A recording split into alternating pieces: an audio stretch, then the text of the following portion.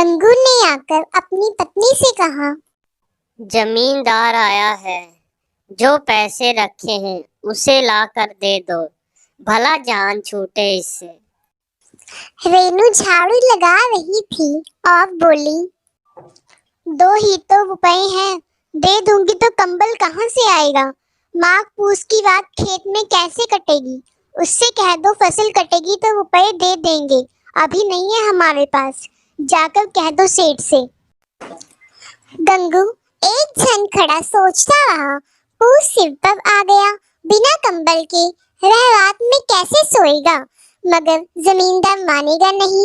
अब क्या करेंगे, दे देते हैं, बला तो टलेगी सिर से।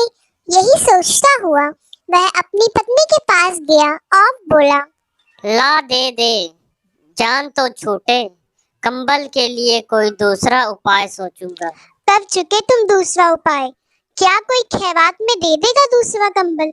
मैं कहती हूँ तुम खेती छोड़ क्यों नहीं देते, मर काम करो और जब फसल तैयार हो जाए तो उसे लगान में दे दो। लगान चुकाने के लिए तो ही हमारा जन्म हुआ है, पेट काट काट के खेती करो। मैं न दूंगी। गंगू उदास होकर बोला, तो क्या गालियां खाऊं उससे। रेनू ने तड़प के कहा, गालियां क्यों देगा, क्या उसका राज है। मगर गंगू की आंखों में वह खौफ देखकर रेनू अंदर गई और पैसे लाकर उसने गंगू को दे दिए और कहा, तुम छोड़ क्यों नहीं देते यह खेती। अगर तुम मजदूरी करोगे तो सुख से 2 रोटी तो खाने को मिलेगी। तंग आ गई हूँ मैं इस रोज के नाटक से, किसी की धौंस तो न रहेगी।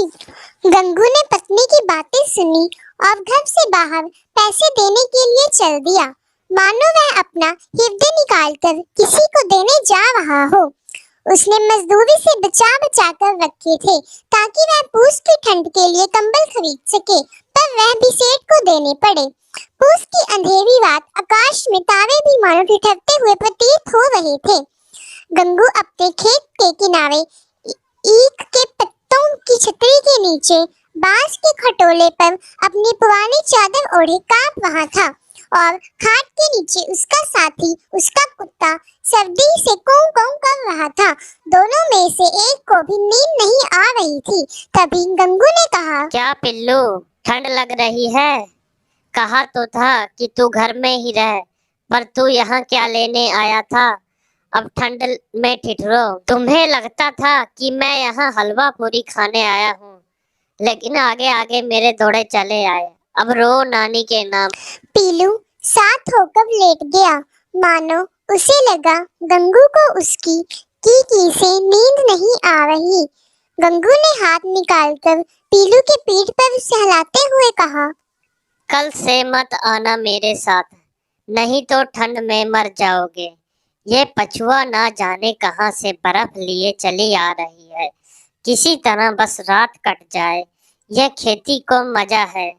एक भगवान ऐसे भी पड़े हैं कि जिनके पास मानो जाड़ा जाए तो घबरा कर भाग जाए।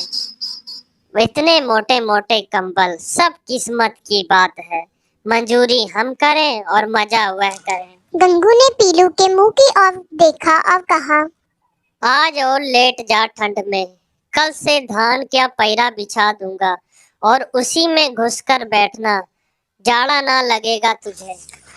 अब रात बहुत हो चुकी थी।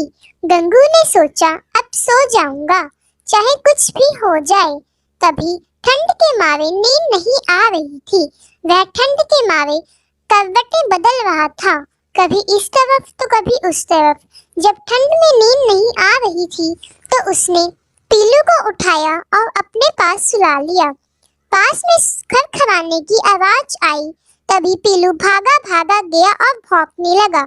यहाँ ठंड के मारे गंगू को नींद नहीं आ रही थी। ठंड के मारे सारा शरीर ठंडा पड़ गया था, मानो धमनियों में रक्त की जगह बर्फ बह रही हो और मानो सारा शरीर जम गया हो। गंगू के खेत के कुछ दूरी पर आम का बाग था। पतझड़ शुरू हो गई थी, बाग में पत्तियों का ढेर लगा हुआ था। गंगू ने सोचा, चलकर पत्तियां बटोरूं, जलाकर खूब तापूं। गंगू ने आग जलाई और तापने लगा। आग की गर्माहट पाकर गंगू को नींद भी आने लगी। यहाँ लील गांव ने एकजुट खेत में आकर चलने लगे। गंगू कोकर खवाने की आवाज तो सुन रही थी, पर उठने का मन नहीं कर रहा था।